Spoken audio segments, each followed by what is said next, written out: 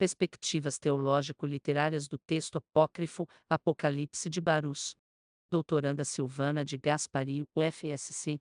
Doutorando Diógenes Braga Ramos, UFSC. Resumo: apócrifo significa literalmente secreto, oculto. Ao longo do tempo, passaram a ser chamados apócrifos os textos ou os fatos sem autenticidade ou que não tiveram esta autenticidade comprovada pelas igrejas cristãs. Por este motivo, os textos apócrifos foram muitas vezes marginalizados enquanto literatura. O Apocalipse de Baruch, ou 2 Baruch, composto provavelmente no final do século I depois de Cristo, em hebraico versão desaparecida, chegou até nós em uma versão siríaca. O presente artigo procurará construir os personagens de Deus e de Baruch a partir dos diálogos apresentados ao longo da narrativa apócrifa. Ainda como ponto de reflexão dos autores do presente artigo, fica a questão: é comum que Deus se utilize de palavras para se comunicar com os homens, como o apresentado no texto em questão? Os primeiros séculos do cristianismo foram caracterizados por uma amplíssima produção de textos apócrifos e, dentre eles, os apocalipses representam um filão de interesse singular. Uma rica literatura apocalíptica se desenvolveu nestes séculos e é apresentada através de escritos gregos, latinos, coptas, síriacos, etíopes, árabes, etc. Neste tipo de literatura, são comuns as visões paradisíacas e infernais do além e o anúncio do fim do mundo. São formas de expressar a fé e a fantasia de antigas comunidades cristãs e da alma medieval em torno do destino do homem e do cosmos. Estes escritos, quase que clandestinos, rejeitados pela Igreja, mas muito difundidos em nível popular, documentam o esforço da espiritualidade cristã de configurar, de modo acessível, a mente e ao coração do homem. São, de forma geral, respostas de fé às mais arduas perguntas humanas. Houve muitos apocalipses, era, entre os judeus, um dos gêneros textuais mais praticados um pouco antes e um pouco depois do advento de Jesus. Nestes livros do fim do mundo, narrava-se, com abundância de detalhes fantásticos, a catástrofe máxima da culminação dos tempos, quando a história, a aventura humana, adquiria seu sentido último, pesada e medida por um super-olhar vindo de fora. Vale ressaltar neste momento que, por causa deste fervilhar de escritos, ocorrido no início da era cristã, a Igreja vislumbrou a necessidade de esclarecer quais seriam as obras verdadeiramente inspiradas e quais as que procuravam imitá-las. Em torno do final do século IV, a Igreja, então, fechou o cânone, ou seja, os livros oficiais que seriam realmente inspirados por Deus. E o que seria feito de todos os outros? Eles passaram a ser definidos como apócrifos. Apócrifo tem o sentido de secreto, oculto e, em um primeiro momento, estes livros não eram vistos negativamente.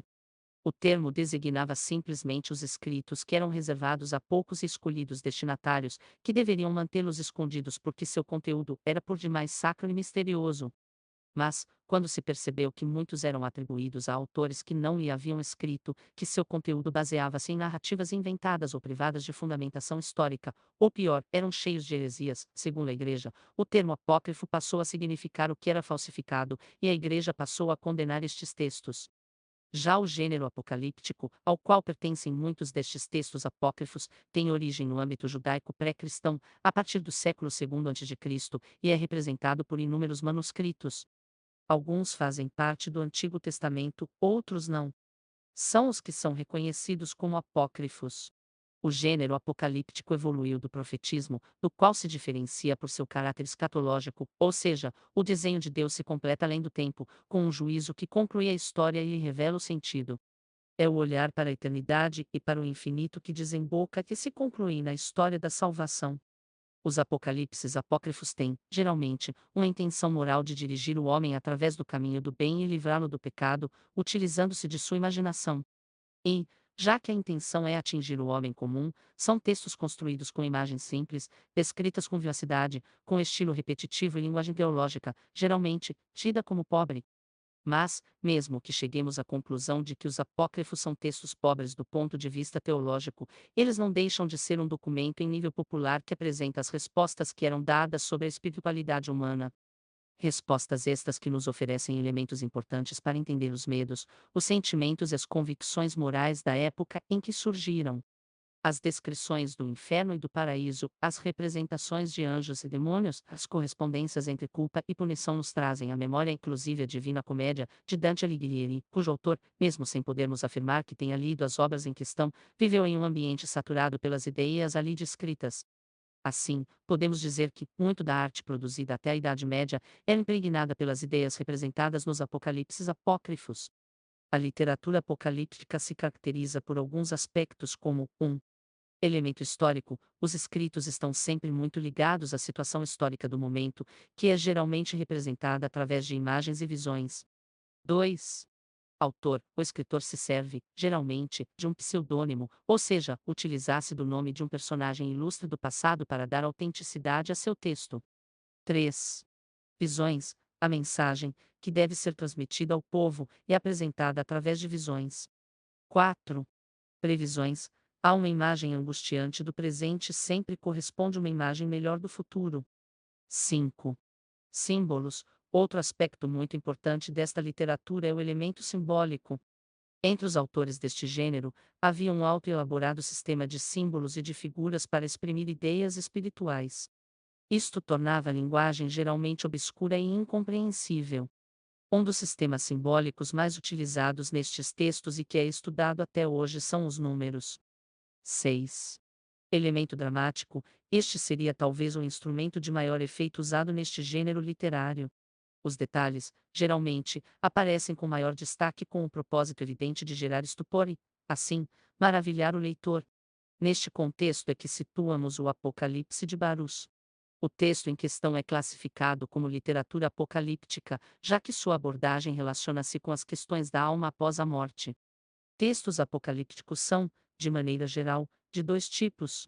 De um lado, há os apocalipses historicamente orientados, tais como o livro de Daniel, que sintetiza a extensão da história e descreve um julgamento de proporções cósmicas. Por outro lado, existem as viagens celestiais, como encontramos em 2 Enoch 3 Baruch, que prestam pouca ou nenhuma atenção à escatologia cósmica e se focalizam no destino da alma depois da morte. Esta característica pode ser observada no próprio texto do Apocalipse de Baruch. Ele falou-me: escuta, Baruch, as seguintes palavras, e escreve no íntimo do teu coração o que estás a ouvir. Com certeza, a terra devolverá os seus mortos, aqueles que ela recebeu sob sua guarda, sem em nada mudar-lhes a aparência. Da forma como os recebeu, assim os restituirá, como eu os entreguei, assim os deixará reaparecer. Então será necessário revelar aos vivos que esses mortos foram reavivados e que retornaram àqueles que outrora haviam partido. E os que se reconhecerem é porque já se haviam conhecido antes, de sorte que será grandioso o julgamento, realizando-se o que fora prenunciado. O texto de Baruch foi originalmente escrito em hebraico e traduzido posteriormente para o grego e o siríaco, não existindo muitas pesquisas que façam referência a esta narrativa apócrifa, ao menos no Brasil. Quando utilizamos a expressão apócrifo, é porque o texto do Apocalipse de Baruch não pertence nem ao cânon do cristianismo católico romano nem ao cânon protestante evangélico. Conforme nos informa o livro canônico de Jeremias, Baruch foi encarregado por Jeremias de cuidar dos hebreus no cativeiro.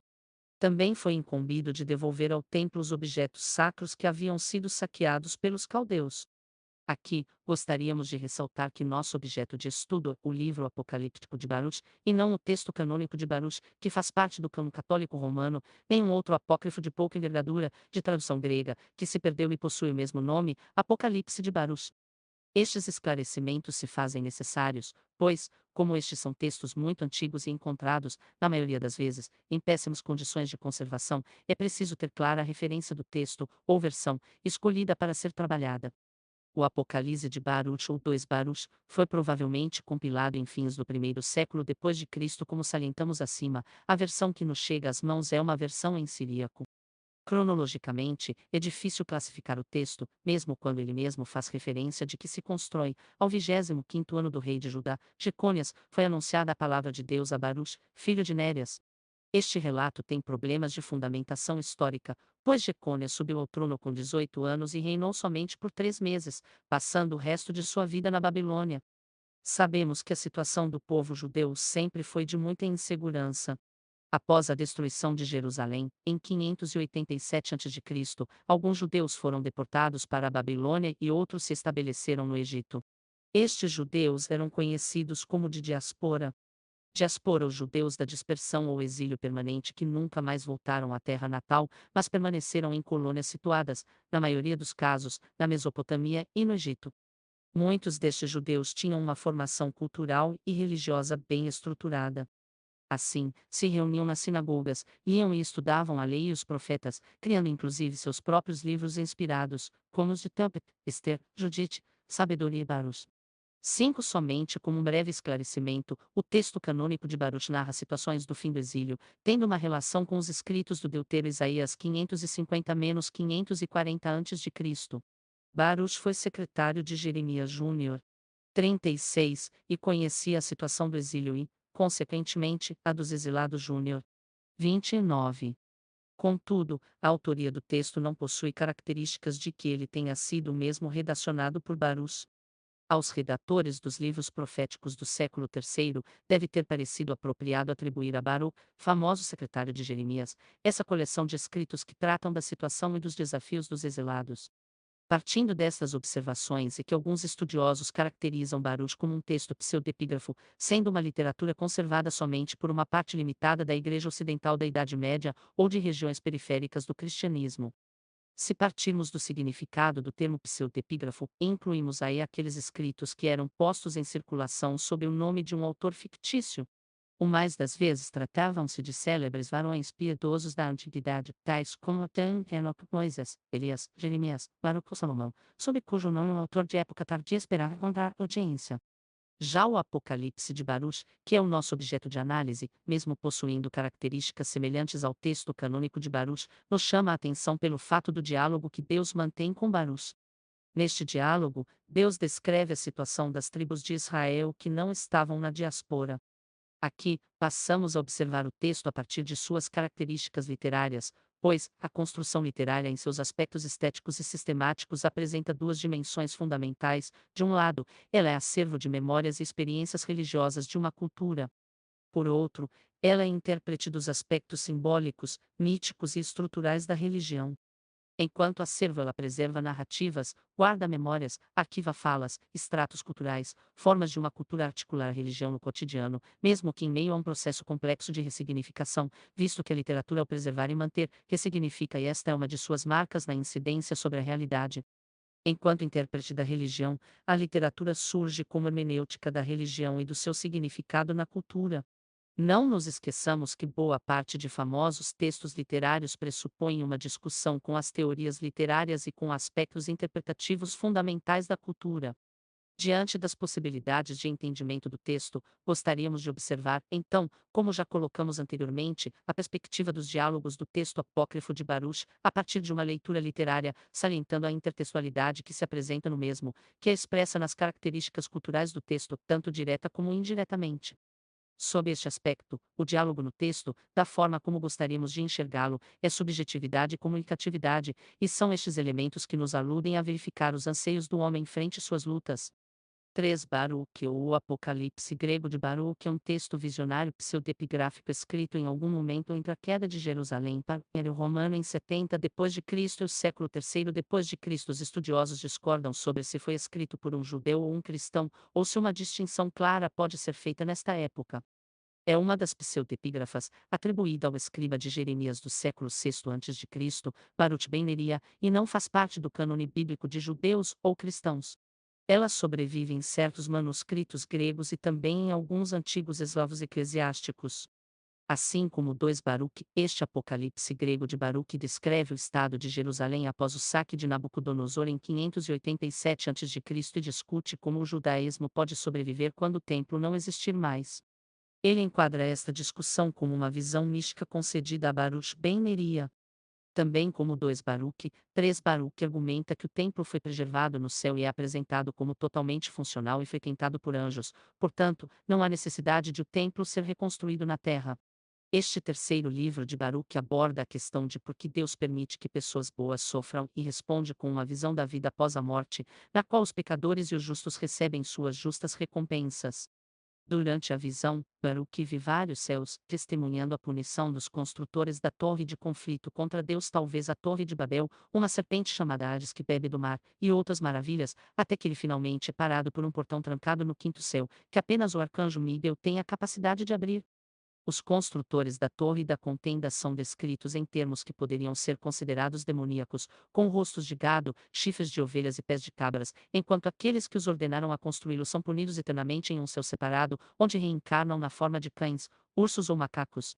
Baruch também testemunha uma fênix, que o texto retrata como um enorme pássaro singular que protege a terra dos raios do sol. Leia afirma que o texto foi originalmente escrito em grego por alguém de origem semítica. Outros estudiosos consideram significativo que as versões eslavas da Igreja Antiga não contenham as conotações cristãs do texto grego e concluem que o texto grego existente representa uma reescrita na era cristã. A narrativa se inicia já com o esclarecimento de que a palavra de Deus foi anunciada a Baruch no 25º ano do reinado de Jecônias e que ela assim rezava: Tu presenciaste tudo o que esse povo cometeu contra mim.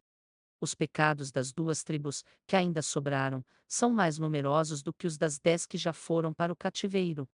As tribos anteriores foram coagidas por seus reis ao pecado. Porém, estas 2 forçaram os seus reis nos caminhos do mal.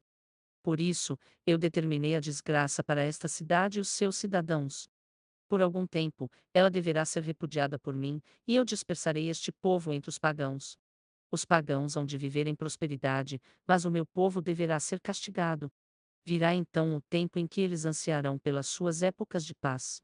Digo-te o quanto segue, e transmite-o a Jeremias e a todos os vossos pares: abandonai esta cidade, pois o vosso comportamento a bem dela é como uma coluna firme e vossas orações são como uma muralha forte. Deus apresenta-se aqui como um ser vingativo, que deseja punir seu povo pelos pecados cometidos. Baruch é seu mensageiro, ao qual ele se dirige de forma direta, e ao qual dá ordens que devem ser cumpridas imediatamente. Já Baruch, na sequência do texto, demonstra-se, não como mensageiro, mas como intercessor que deseja aplacar a ira divina.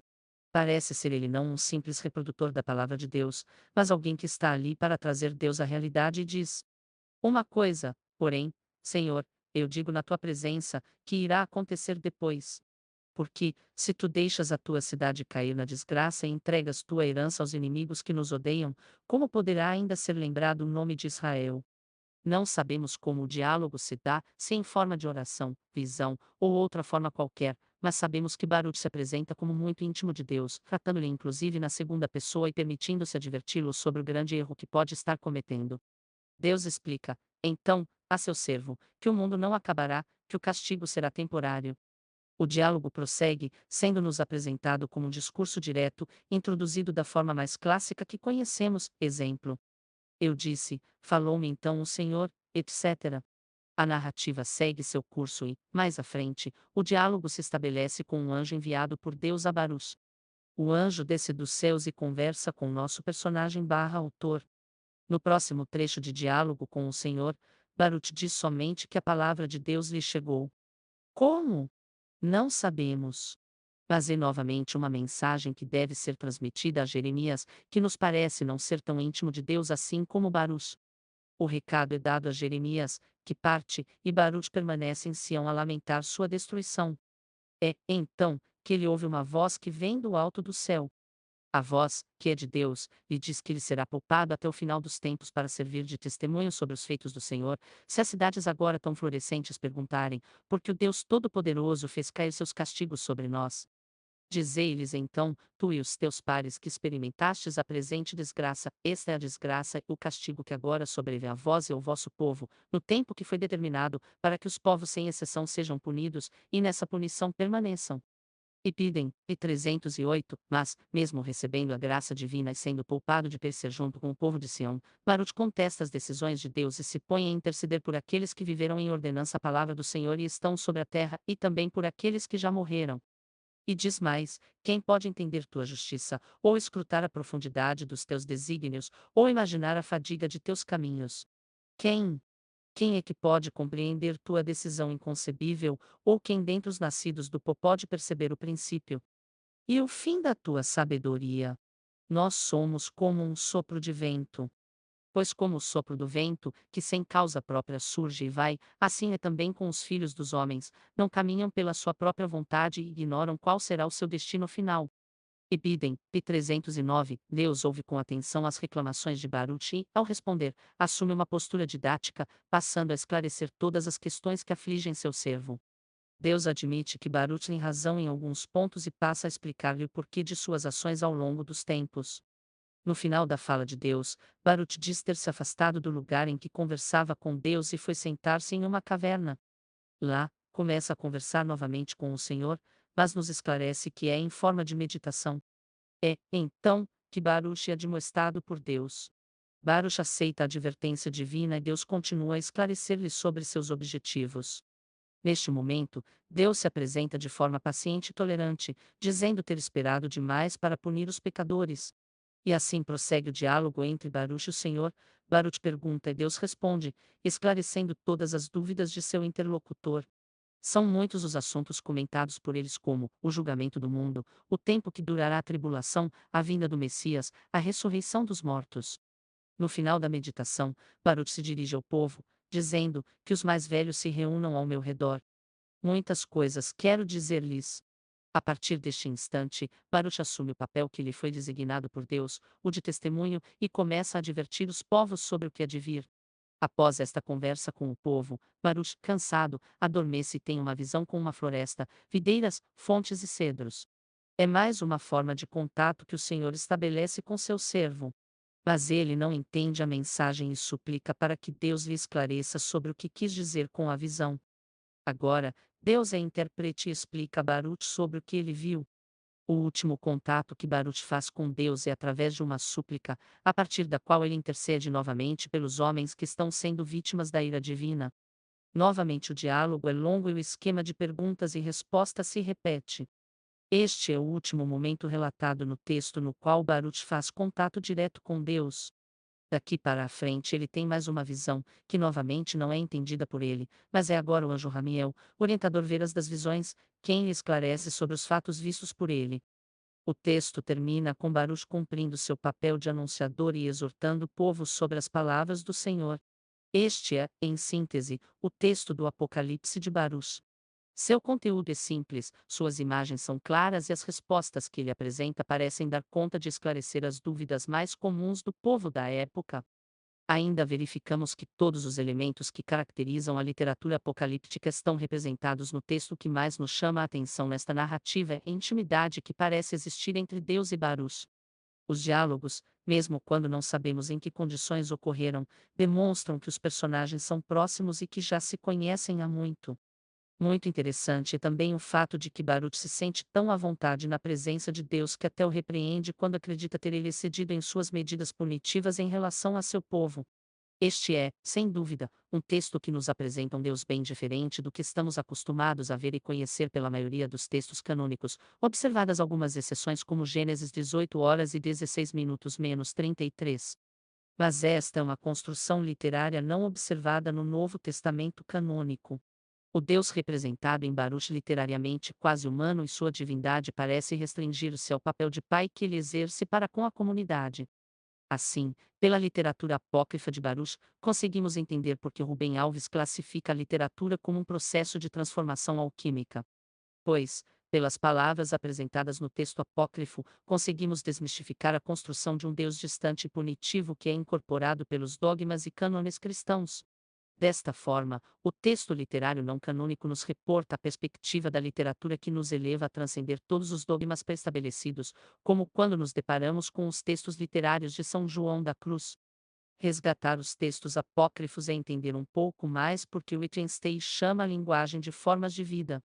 Com isso, buscamos alcançar um lugar de destaque na literatura apócrifa, pois parece-nos mais que coerente, já que são escritos que nos remetem a um momento sobre o qual pouco sabemos e que retratam a forma de agir e pensar de todo um povo, nos permitindo desmistificar algumas formas de aproximação ao texto religioso de qualquer espécie.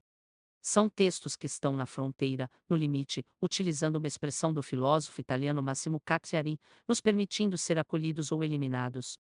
Isentos do julgamento de eles terem valor teológico ou não, concluímos, levando em consideração as palavras de Antonio Manzato, que nos diz: uma compreensão inadequada da literatura é aquela que diz que ela só fala de coisas que não são verdade.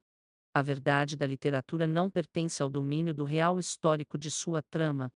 Ela faz apelo à hermenêutica, à interpretação. O artista mostra, por sua obra simbólica, uma certa compreensão ou interpretação da vida, do homem, do mundo.